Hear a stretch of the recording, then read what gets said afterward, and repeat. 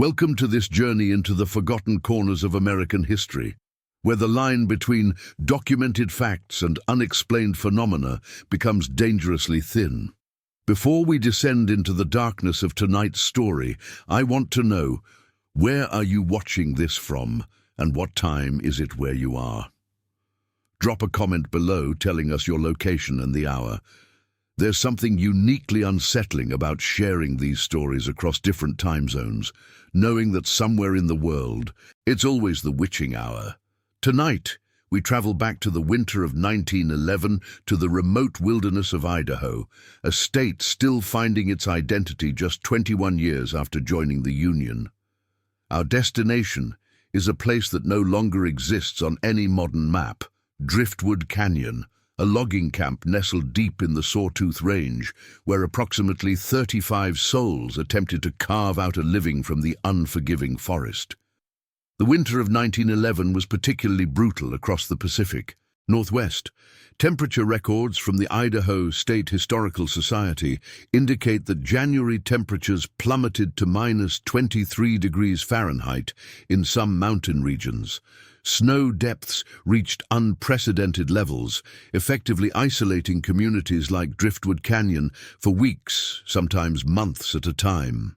In such conditions, these logging camps became islands of humanity surrounded by an ocean of frozen wilderness. Driftwood Canyon was operated by the Continental Timber Company, a mid-sized logging operation based out of Boise.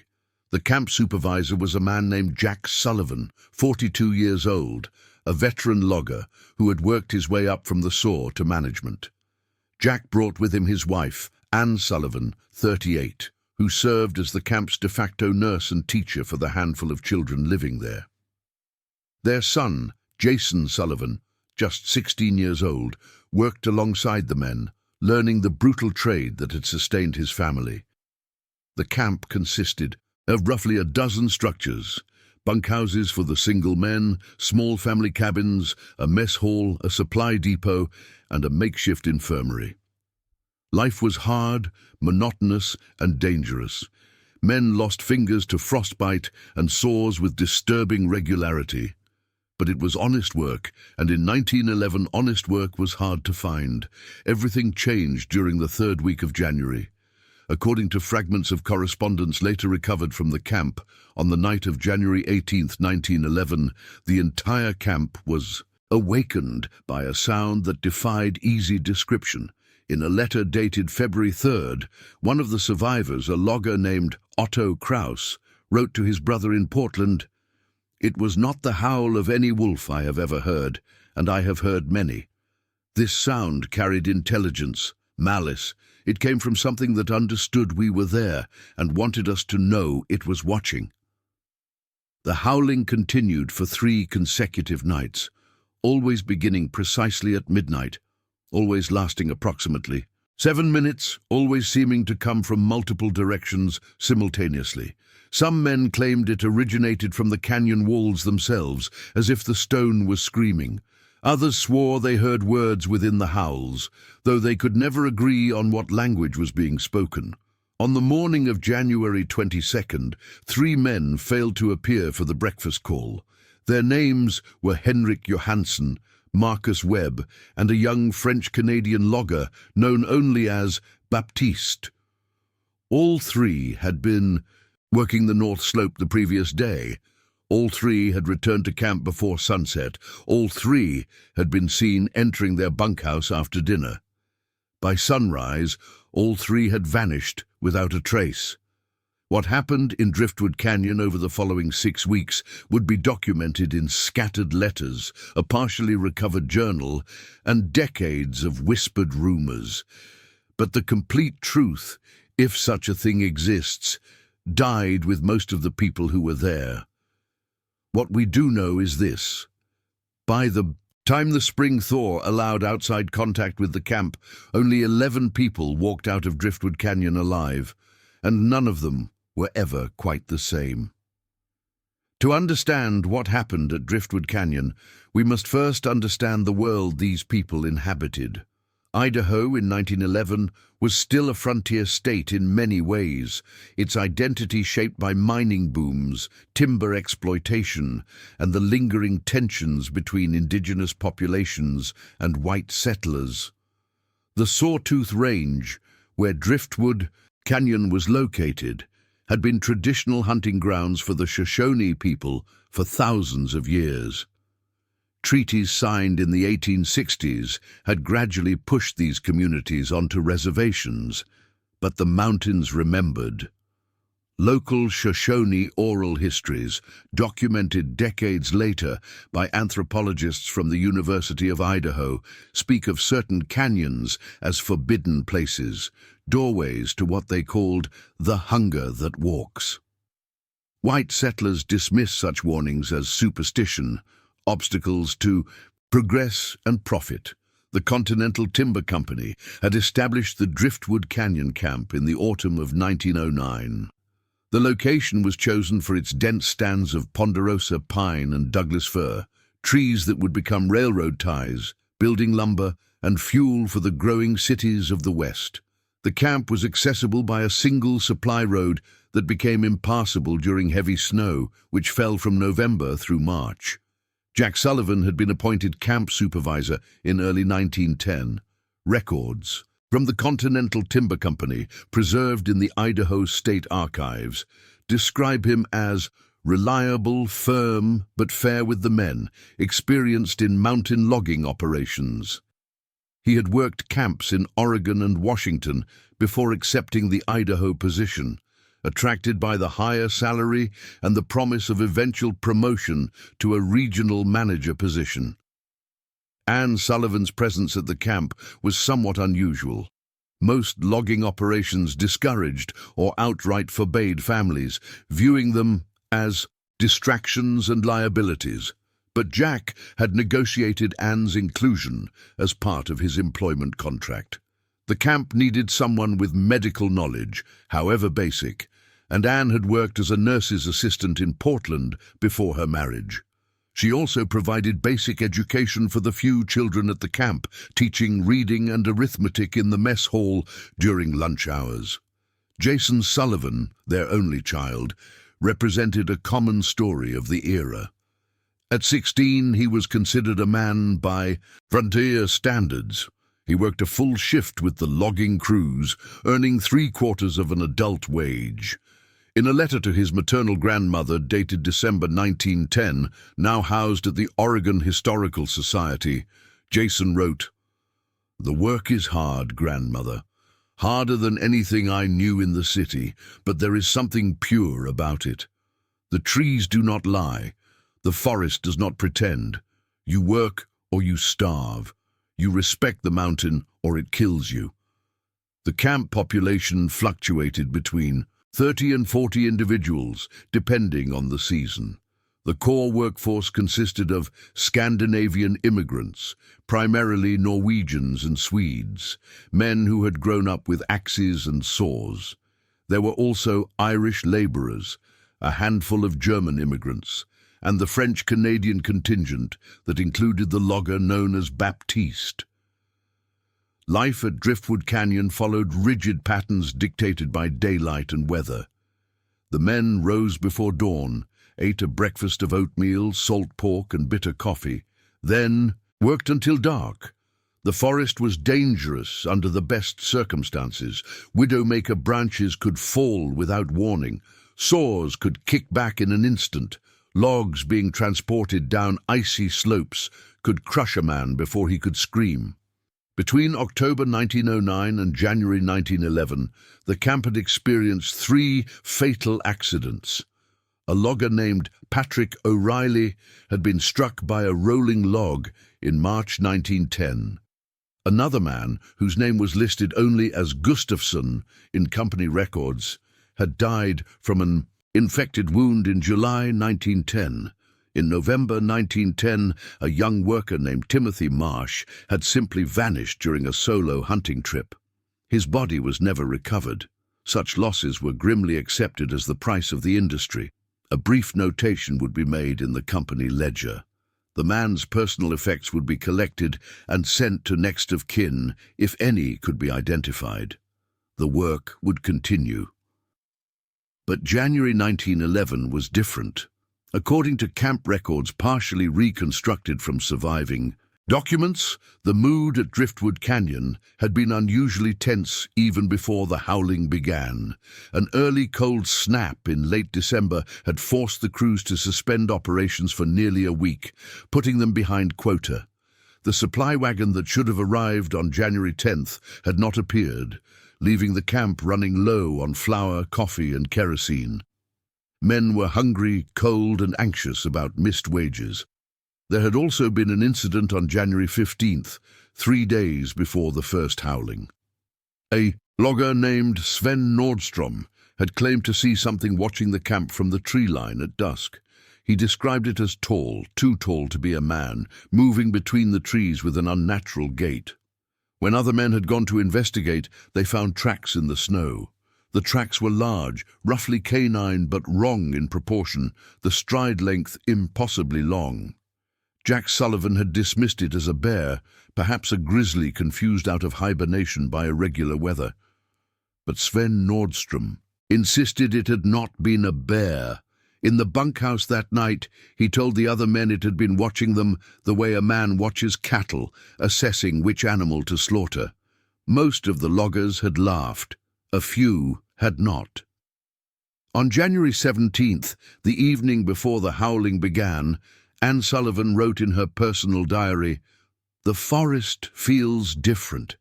I cannot explain it to Jack without sounding foolish, but there is a weight to the silence between the trees. The men feel it too. They do not sing any more during meals. Even the card games are subdued. Jason asked me this evening if we might return to Portland in the spring. I told him perhaps, but I did not tell him that I have begun to dream of teeth and running through snow, always running, never escaping." That entry would be one of the last normal moments recorded before Driftwood Canyon descended into nightmare. The howling began at midnight on January 18, 1911. Otto Kraus, who survived and later provided the most detailed account of the events, described being ripped from sleep by a sound that seemed to bypass his ears entirely and resonate in his bones. Within seconds, every person in Driftwood Canyon was awake. Men stumbled from their bunks, some reaching for rifles, others frozen in primal terror. The sound lasted 7 minutes by the pocket watch of camp foreman Harold Voss. It rose and fell in what several witnesses described as an almost rhythmic pattern, like a language or a song, but twisted into something that human vocal cords could never produce. It came from the canyon walls, from the forest, from above and below simultaneously. Some men claimed to hear multiple voices within the howl, layered impossibly on top of one another. When it finally stopped, the silence that followed was somehow worse than the noise. No one slept for the remainder of that night. Jack Sullivan organized the men into armed groups and posted watches, though no one knew what they were watching for. The second night, January 19th, the howling returned at precisely midnight. This time it lasted 8 minutes. Several men reported seeing movement in the tree line during the howling, shadows that seemed too large and moved too smoothly to be natural. When dawn broke and search parties investigated, they found tracks. The tracks were similar to what Sven Nordstrom had reported days earlier. Large, roughly canine, but with claw marks that extended nearly 3 inches beyond the pad impressions.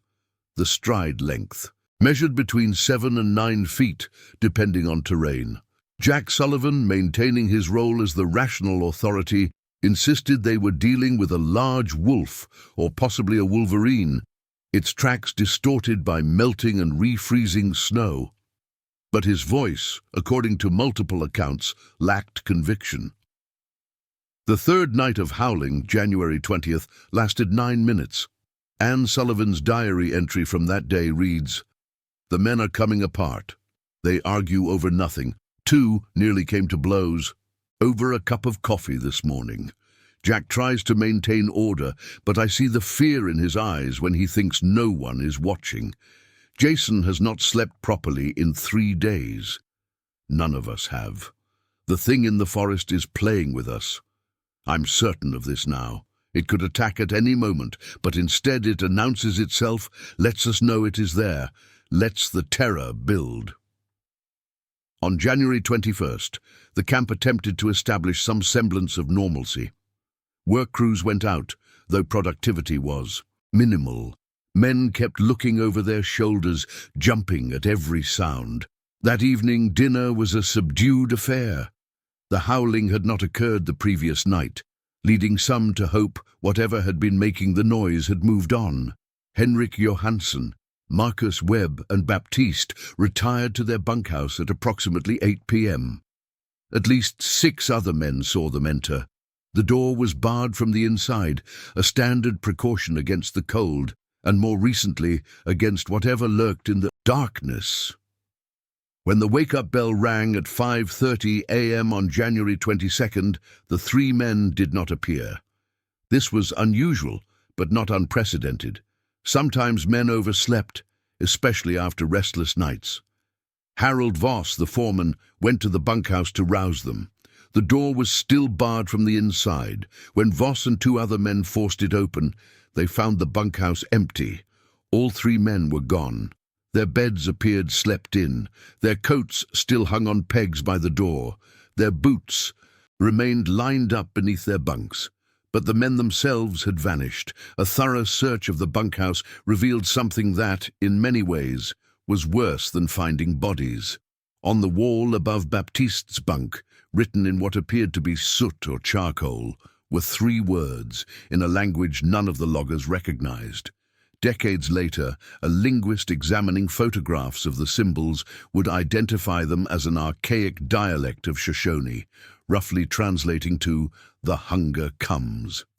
But in that moment, the men of Driftwood Canyon knew only that something had entered a locked building and removed 3 grown men without leaving a trace. Jack Sullivan organized immediate search parties. The entire camp mobilized, spreading through the surrounding forest in groups of no fewer than 4 men, all armed. They searched for 6 hours, covering every likely path, every accessible ravine, every clearing within 2 miles of camp. They found Baptiste's shirt, torn to ribbons, hanging from a tree, branch 12 feet above the ground. There was blood on the fabric, but not enough to indicate a fatal wound. The tree bark showed deep gouges, as if something with immense claws had climbed while carrying him. They found Marcus Webb's pocket watch, the crystal shattered, stopped at 2:17 a.m. It lay in the center of a clearing where the snow had been disturbed in a circular pattern, as if something had been dragged in circles repeatedly.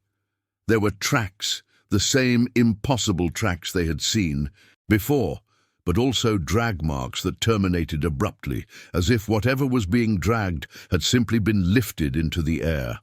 Henrik Johansson's wedding ring was discovered pushed into the bark of a tree, the metal deformed by tremendous pressure. Next to it, carved into the trunk, was a symbol that several men recognized from their limited interactions with Shoshone traders, a warning marker indicating cursed ground. But of the 3 men themselves, there was no sign, no bodies, no blood trails, leading anywhere conclusive, no indication of where they had been taken or why. That evening, Jack Sullivan called a meeting in the mess hall. Every person in camp attended. According to Otto Krause's later testimony, Jack laid out the facts as he understood them. 3 men had vanished under impossible circumstances. The camp was isolated by snow and would remain so for at least another month, possibly 2. The supply wagon had still not arrived, meaning they were rationing food and fuel. He gave the camp 3 options. They could attempt to evacuate on foot through the mountains, a journey that would likely kill several people even without the additional threat. They could send a small group to seek help, leaving the rest vulnerable. Or they could fortify, stay together and wait for the spring thaw. The vote was nearly unanimous to fortify. Whatever was hunting them, they would face it together. As the meeting concluded and people began to disperse, young Jason Sullivan stood up. According to multiple accounts, he said, "We should ask the Shoshone elders what this place is. They would know. They tried to tell the company not to build here."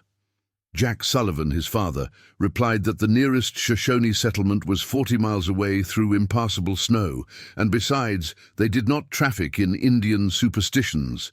But Jason's words lingered, because several of the older loggers remembered vaguely that the Continental Timber Company had indeed faced resistance when, first surveying this canyon, local Shoshone had claimed the area was forbidden, that something ancient dwelled here, something that had been sleeping but should never be disturbed.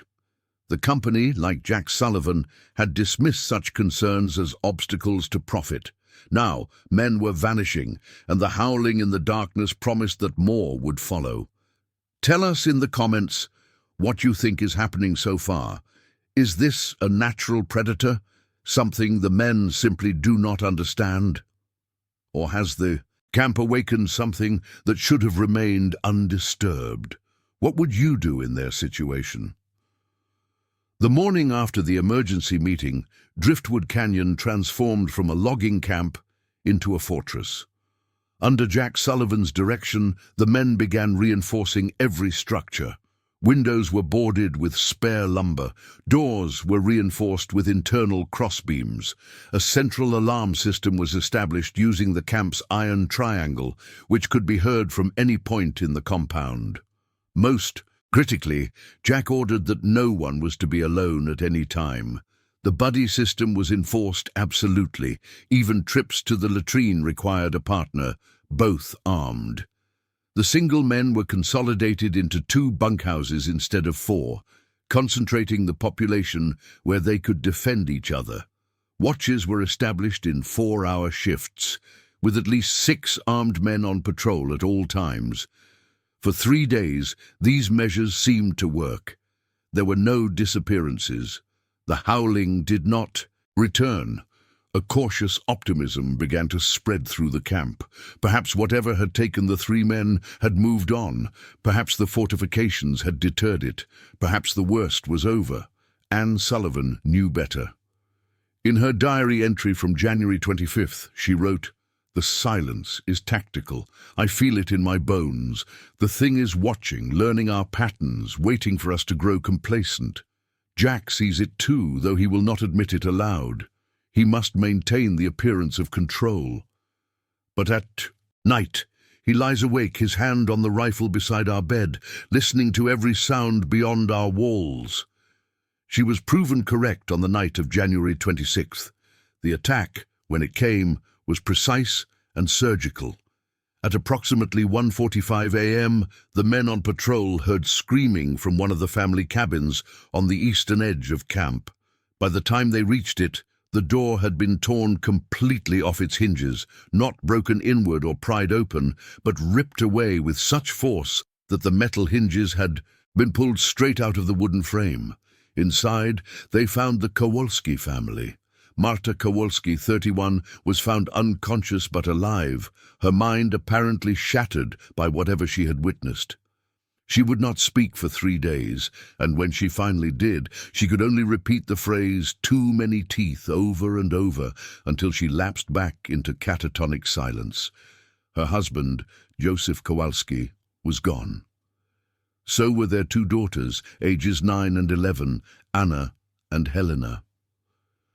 The cabin showed signs of a tremendous struggle. Furniture was overturned, deep claw marks scored the walls and floor, and there was blood, though not nearly enough to account for 3 missing people. What disturbed the searchers most were the tracks. The same impossible canine tracks surrounded the cabin, but now there was something else. Handprints in the blood on the walls, if they could be called handprints. They were too large, the fingers too long, ending in what appeared to be claw tips. But they were arranged like human hands, with opposable thumbs. Whatever made them had dexterous appendages capable of manipulation, capable of opening doors, or, in this case, simply tearing them away. Jack Sullivan's authority began to crack. Several men demanded they attempt an immediate evacuation despite the snow. Others wanted to send a runner to the nearest town, volunteer settlement, or indigenous community for help. A few spoke openly of the Shoshone warnings, suggesting they should have listened, should never have disturbed this place. The camp was fracturing, descending into panic and recrimination. And then Anne Sullivan made a discovery that would reframe everything they thought they understood. While searching the storage depot for additional ammunition, Anne found a wooden crate that had been pushed to the back of the building, covered with canvas and forgotten. Inside the crate were personal effects from the camp's original supervisor, a man named Elijah Crane, who had established the Driftwood Canyon operation in 1909, but had resigned abruptly in early 1910, just before Jack took over. Among Crane's belongings was a leather journal, water-damaged and partially illegible, but dated 1887. The journal had not belonged to Crane, it turned out, but had been found by him somewhere on the property. The name inscribed on the first page read, "Property of Reverend Josiah Blackwood, missionary to the Shoshone people, year of our Lord, 1887. Anne brought the journal to Jack that evening. By lamplight, surrounded by armed men, they began to read. What they found was a descent into madness, documented in increasingly erratic handwriting. Reverend Josiah Blackwood had come to Idaho Territory in 1885 as part of the mission system's expansion into indigenous communities. His journal detailed 2 years of missionary work among the Shoshone, describing his frustration at what he perceived as their stubborn adherence to heathen superstitions. But in March 1887, Blackwood's tone shifted dramatically. He wrote of being invited by a Shoshone elder named Grey Wolf to witness a ceremony at a place Grey Wolf called the Mouth of the Hunger. The elder had not invited Blackwood to convert him, but to warn him, to show him why certain places must remain untouched by white expansion. The ceremony took place in a canyon that, based on Blackwood's descriptions of landmarks, was unmistakably Driftwood Canyon. Blackwood described a ritual performed at night, under a new moon, at a location where the canyon walls formed a natural amphitheater. The Shoshone participants, numbering about 20, created a barrier of fire and sacred herbs around a specific area. They chanted in what Blackwood called the Old Tongue, a language he had never heard in his 2 years among them. According to Blackwood's account, Grey Wolf explained that this canyon was a thin place, a location where the boundary between the world of men and the world of the ancient hunger grew, permeable. Every generation, the Shoshone performed this ritual to strengthen the boundary, to ensure that what dwelt beneath remained sleeping. Grey Wolf told Blackwood that the hunger had existed since before humans walked the mountains. It was not an animal, not exactly. It had been trapped or bound beneath the earth by forces the Shoshone no longer fully understood, ancient shamans whose knowledge had been lost to time. But the binding was imperfect, requiring constant renewal. And if the ritual ceased, if the land was disturbed, if noise and violence and blood soaked into the ground, the hunger would wake. Blackwood, to his credit, had been unsettled by the ceremony, but he was also a man of his time, a believer in manifest destiny and Christian civilization. In his journal, he wrote dismissively that while the Shoshone ritual was impressively theatrical, it was ultimately meaningless superstition, the product of primitive minds trying to explain natural phenomena. He made a catastrophic decision. 3 days after the ceremony, Blackwood returned to the canyon alone. He brought with him a Bible, a cross, and absolute certainty in his own righteous authority. At the location where the Shoshone had performed their ritual, Blackwood conducted his own ceremony, what he called claiming this land for Christ and civilization. He drove the cross into the ground at the canyon's center, read passages from Scripture, and prayed for the dispelling of all heathen influences. The journal entries following this event became increasingly incoherent. Blackwood wrote of hearing voices in the canyon walls. He described dreams of being pursued through endless tunnels beneath the earth. He claimed something was following him, something that had noticed him, that now knew him. His final legible entry, dated April 3, 1887, read, "I have made a grave error. Grey Wolf came to me today, his face a mask of terror and fury. He says I have broken the seal, weakened the boundary. He says the hunger will wake, that it may take years or decades, but it will wake, and it will feed until nothing remains. I tried to tell him that I acted in God's name, but he spat at my feet and told me there are things older than my God, things that do not care for the prayers of white men. He says his people will not return to this canyon. They will not renew the rituals. They cannot, he says, because I have corrupted the sacred ground. The responsibility is now mine, but I do not know the chance. I do not know the rights. I know only that something is watching me from beneath, something that whispers in a language I feel in my teeth rather than hear. What have I done? God forgive me, what have I done?" There were no further entries. Historical records indicated that Reverend Josiah Blackwood was reported missing in April 1887. His body was never found. The mission station he had established was quietly abandoned. As Jack Sullivan finished reading the final entry aloud, the men around him sat in stunned silence. Otto Kraus would later write, "In that moment, we understood that we were not being hunted by an animal. We were not even being hunted by something supernatural in the way we understood such things. We had built our camp, our lives, our families on top of a prison, and we had cracked the walls." The howling began again that night, but this time it was different. This time it sounded almost like laughter. Over the following week, Driftwood Canyon descended into hell. The attacks intensified. On January 28th, 2 men on patrol simply vanished between one moment and the next. Their partners, walking less than 20 feet away, heard no sound, saw no struggle. The men were there, and then they were not, leaving only their rifles lying in the snow. On January 30th, the supply depot was broken into despite being reinforced and guarded. Nothing was stolen except for the salt pork and the kerosene. But the intruder left something behind. Bones, human bones, arranged in a pile in the center of the floor. Some of the bones showed tool marks, old tool marks, possibly from the 1880s. Others were fresher, much fresher. Anne Sullivan examined the bones with her limited medical knowledge. She identified at least 5 different individuals based on the diversity of bone sizes and types.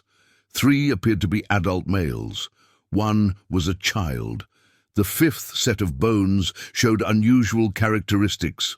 Healed fractures that should have been impossible to survive without modern medical care, suggesting these bones were very old indeed.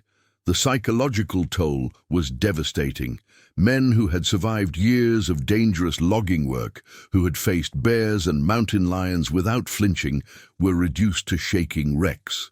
Fights broke out over trivial matters. One logger named Henrik's brother, Soren Johansson, attempted to walk out into the forest alone, screaming that he would face the thing on his own terms, rather than wait to be taken. It required 4 men to restrain him, and even then he had to be kept under guard to prevent him from trying again. Jason Sullivan began having visions, or what he claimed were visions. He spoke of seeing a vast network of tunnels beneath the canyon, chambers carved before human memory, places where things that were not quite alive and not quite dead waited in the darkness. Anne dismissed these as fever dreams brought on by stress and malnutrition. But privately, in her diary, she admitted that she was having similar dreams, and they felt less like dreams and more like memories of places she had never been. On February 2nd, they found the cave. A search party, exploring further from camp than they had previously dared, discovered an opening in the canyon wall that had been concealed by snow and brush. The opening was large enough for a man to walk through upright, and it extended back into the mountain at a slight downward angle. The walls of the cave were not natural. They showed chisel, marks, deliberate shaping, though the work was so ancient that erosion had nearly obscured the evidence. 20 feet into the cave, they found the altar. It was a stone platform, roughly rectangular, carved with symbols that hurt to look at directly. The symbols seemed to shift and writhe at the edges of vision, never quite the same twice. On the altar were objects, a tarnished silver cross that matched the description from Blackwood's journal, fragments of cloth that might once have been. Vestments and bones, always bones. But what disturbed the explorers most was the smell. The cave stank of rot and musk, a combination of charnel house and animal den. And there were sounds echoing from deeper in, sounds like breathing, like something massive drawing air in and out of lungs that should not exist. The search party retreated without exploring further, but the damage was done. They had confirmed it. Something lived beneath Driftwood Canyon, something that used the tunnels to move, unseen, to appear anywhere within the camp without warning. Jack Sullivan made the decision that night. They would collapse the cave entrance, seal it with explosives from the logging supplies. If they could not kill the thing, perhaps they could trap it below. The attempt was made on February 4th. The explosion was successful in collapsing several tons of rock over the cave mouth. For approximately 6 hours, the men allowed themselves to hope. Then the howling began, louder than ever before, and this time it came from inside the camp, from beneath the mess hall floor. The thing had more than one entrance, and now it was angry. The official record states that Driftwood Canyon was abandoned in late February 1911 due to severe weather conditions and operational difficulties. The Continental Timber Company quietly wrote off the investment, sealed the camp records, and never attempted to re-establish operations in that location. For decades, the canyon returned to wilderness, the building slowly collapsing under snow and time, the forest reclaiming what had briefly been taken. But the story did not end in 1911. Over the following 70 years, fragments of the truth would emerge, each piece adding to a puzzle that could never be fully solved. In 1953, a forest ranger named Robert Chen was conducting a routine survey of the Sawtooth Range when he stumbled upon the ruins of what had been Driftwood Canyon. By this point, most of the structures had collapsed, but foundations remained, along with rusted equipment and the skeletal remains of what had once been a thriving operation. Chen reported his findings to the Idaho Department of Forestry, noting in his report, "The site shows evidence of hasty abandonment. Personal effects remain scattered throughout the ruins, including clothing, dishes, and even what appears to be a child's doll." More curiously, many of the building foundations show signs of severe structural damage that cannot be attributed to normal decay. Several support beams appear to have been snapped rather than rotted, and there are gouge marks on remaining wooden surfaces that resemble animal claws, though far larger than any native species. Chen's report included photographs.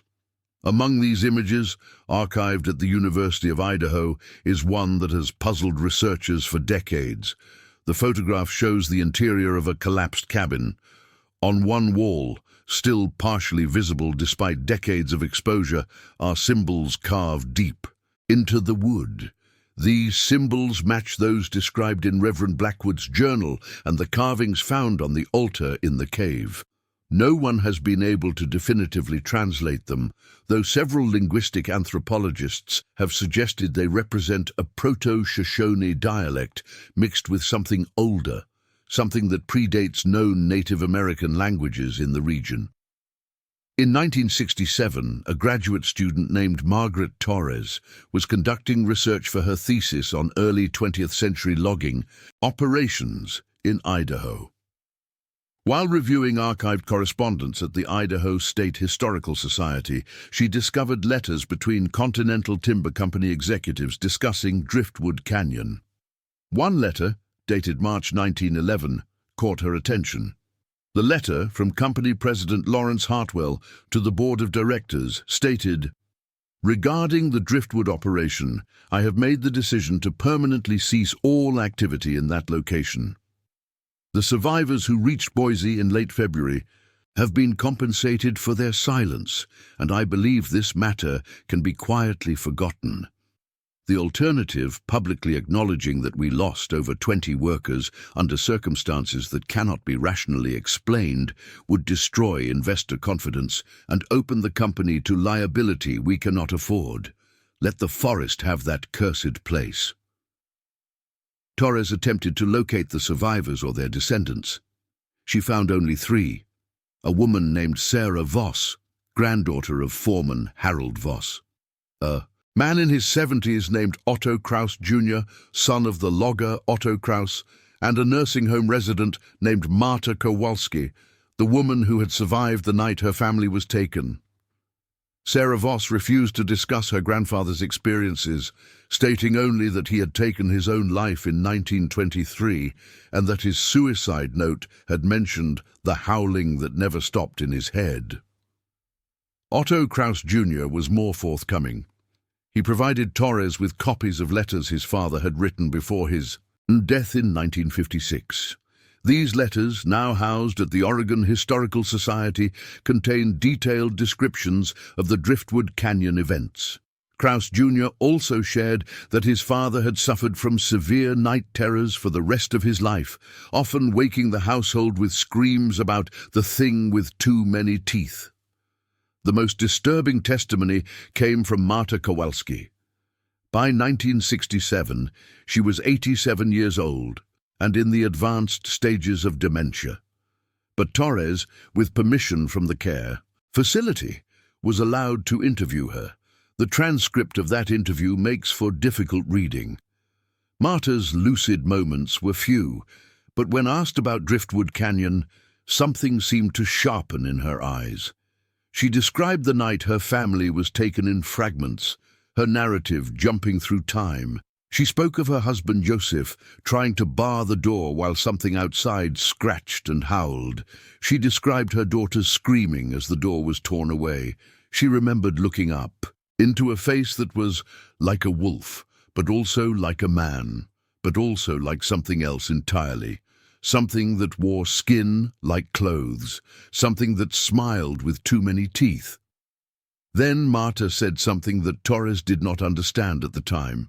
She said, "It took them down through the floor, into the earth. There are cities down there, cities older than anything the Shoshone knew.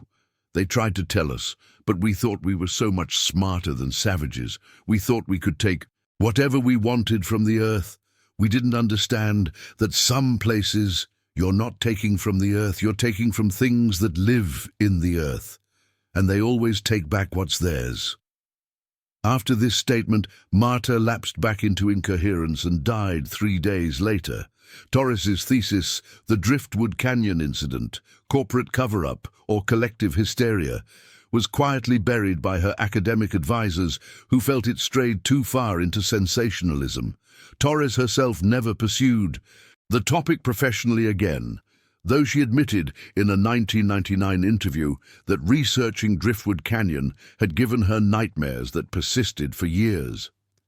In 1978, a Shoshone historian named James Takoda published a collection of oral histories from his community. Among these was a story told by his grandmother, who claimed her own grandmother had witnessed the Reverend Blackwood incident in 1887. According to this account, Blackwood had been warned repeatedly, but his arrogance and his need to prove the superiority of his religion over what he perceived as primitive superstition had led him to commit the greatest violation. The account stated, "When a white man breaks the seal on a sleeping god, he does not just endanger himself, he endangers everyone who comes after. The hunger does not distinguish between the guilty and the innocent. It simply feeds. The canyon should have been left alone forever. But the white men saw trees and thought only of money. They did not see the warning signs, the places where nothing grows, the silence where birds do not sing, the water that runs uphill when the moon is dark. They saw obstacles to profit, nothing more. And so they woke the hunger, and it fed, and it will feed again." Takoda's grandmother also mentioned that several Shoshone trackers had visited the abandoned Driftwood Canyon site in the early 1950s before Robert Chen's official discovery. They had found evidence of recent activity, fresh tracks, gnawed bones, and signs that something still dwelled in the tunnels beneath the canyon. The Shoshone community quietly designated the area as permanently forbidden, ensuring no one from their people would venture there again. The final documented fragment comes from 1984. A pair of backpackers, college students from Seattle, ignored warning signs and trespassed into what was by then officially designated as Restricted Forest Service land. They were reported missing after failing to return from their hiking trip. Search and rescue teams found their abandoned backpacks near the ruins of Driftwood Canyon. The backpacks contained their camping gear, their food, and a disposable camera. When the film was developed, most of the photographs showed normal hiking scenery. But the final image, taken at dusk, showed something standing at the tree line near the old camp. The photograph is too distant and too degraded to show clear details. But the figure, whatever it was, stood at least 8 feet tall and appeared to be watching the camera directly. One of the investigators noted in his report that the proportions seemed wrong, that the limbs were too long, the stance too wide, the head the wrong shape. The backpackers were never found. The case remains officially unsolved. The camera and its final photograph are locked in an evidence locker in Boise, occasionally requested by researchers but rarely shown. To this day, the Driftwood Canyon area remains restricted. Official explanations cite unstable and terrain and protected habitat. But locals know to avoid the canyon entirely, and on certain nights when the wind is right and the moon is dark, hikers in the Sawtooth Range report hearing sounds in the distance, howls that carry intelligence, malice, and an eternal hunger. So what really happened at Driftwood Canyon in the winter of 1911? The truth, if such a thing exists, died with most of the people who were there. Of the 11 survivors who walked out of that canyon in late February, most took their secrets to early graves. The few testimonies that remain are fragmentary, contradictory, and deeply disturbing. But they all agree on one fundamental point. Something was in those mountains, something that should have remained undisturbed, and the price of awakening it was paid in blood and terror. Several theories have emerged over the decades, each attempting to explain the events through different lenses. The first theory is the most rational, the one that skeptics prefer. Collective hysteria amplified by isolation, malnutrition, and severe psychological stress.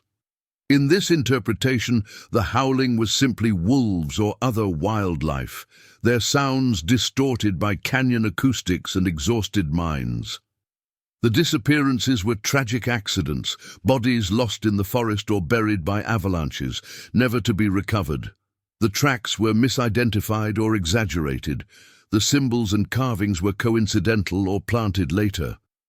Reverend Blackwood's journal was either a forgery or the ravings of a madman suffering from frontier psychosis. This explanation is tidy, comfortable, and requires no belief in anything beyond normal human psychology and the dangers of wilderness living. Many historians have endorsed it. but it fails to account for certain documented facts: the engineering impossibility of men vanishing from locked rooms, the physical evidence of massive claw marks on reinforced structures, the consistency of testimonies from people who never communicated with each other, and most troubling, the continued reports from the area over 70 years after the camp's abandonment. The second theory embraces the cryptozoological angle: an unknown apex predator, possibly a surviving population of prehistoric megafauna that had adapted to life in deep cave systems. Perhaps a species of giant wolf or bear, mutated by isolation, exhibiting unusual intelligence and hunting strategies. This would explain the tracks, the physical evidence of attacks, and the cave system beneath the canyon. But it fails to explain the ritualistic elements, the precision of the attacks, the apparent understanding of human behavior in fortifications, or why such a creature would remain confined to one specific location rather than expanding its territory. Large predators require substantial food sources. A canyon in Idaho could not sustain something of that size indefinitely. The third theory is the one the Shoshone have maintained for generations, the one Reverend Blackwood died trying to disprove. Driftwood Canyon is a thin place, a location where something ancient was bound beneath the earth by powers we no longer understand. Whether you call it a sleeping god, an ancient spirit, or simply the hunger, the Shoshone belief is clear. Some places are forbidden not because of superstition, but because of accumulated wisdom paid for in blood over countless generations. In this interpretation, Blackwood's interference weakened the binding. The logging camp, with its violence against the earth, its noise and industry, its blood from industrial accidents, further eroded the barrier. By January 1911, whatever dwelled beneath had enough strength to emerge, to hunt, to feed. And when the camp was abandoned, it simply returned to waiting, sleeping, but never truly gone. This theory requires belief in forces beyond current scientific understanding, in the existence of entities that predate human civilization, in the validity of indigenous wisdom that Western thought has historically dismissed as primitive. It is the theory that no academic institution will endorse, no government report will acknowledge, and no rational person should accept. And yet, it is the theory that best fits all the available evidence. Jack Sullivan's fate remains unknown. Some accounts suggest he died defending his son during the final days of the camp. Others claim he was among the survivors who reached Boise but died shortly after, his mind broken. One unverified report suggests he returned to Driftwood Canyon in 1915 alone, perhaps seeking answers or closure, and was never seen again. Anne Sullivan's diary was never fully recovered. Fragments exist in various archives, but entire sections are missing. Possibly lost, possibly destroyed, possibly confiscated by parties who preferred certain information remain buried. Jason Sullivan's whereabouts after February 1911 are entirely unknown. No death certificate exists, no grave has been found. It is as if he simply ceased to exist, another ghost added to the canyon's collection. To this day, no one knows the complete truth of what happened during those terrible weeks in 1911. The official records are sealed or destroyed. The witnesses are long dead. The canyon itself remains restricted, officially for environmental reasons, but locals whisper the real reason. Some places are marked, claimed, owned by things older and darker than human understanding. And on certain nights, when the wind sounds down from the Sawtooth Range, people swear they can still hear it, the howling that is not quite animal, not quite human, but something else entirely, something that remembers, something that waits, something that hungers. The forests of America hold many secrets, buried beneath progress and civilization, forgotten in the rush toward modernity. But the past never truly disappears. It merely sleeps, waiting for the unwary, the arrogant, or the unlucky to disturb it once more. If you've made it this far, thank you for joining me on this dark journey into America's hidden history. What do you think happened at Driftwood Canyon? Was it a natural predator, collective madness, or something far more ancient and terrible? Share your theories in the comments below, and if you have your own stories of strange occurrences in isolated places, I want to hear them. This channel exists because of our haunted community, people like you who understand that not everything can be explained, that some mysteries are meant to remain unsolved. If you enjoyed this investigation into the shadows of history, please subscribe and ring the notification bell. There are countless forgotten corners of America where darkness still dwells, and we will explore them together, one terrifying story at a time. Until next time, stay curious, stay skeptical, but most importantly, stay safe. Because out there, in the places the maps no longer mark, in the canyons that progress forgot, something might still be waiting. Something that remembers when humans first dared to take what was not theirs. Something that will always, eventually, take it back. This has been another journey into the unknown. I'll see you in the next one.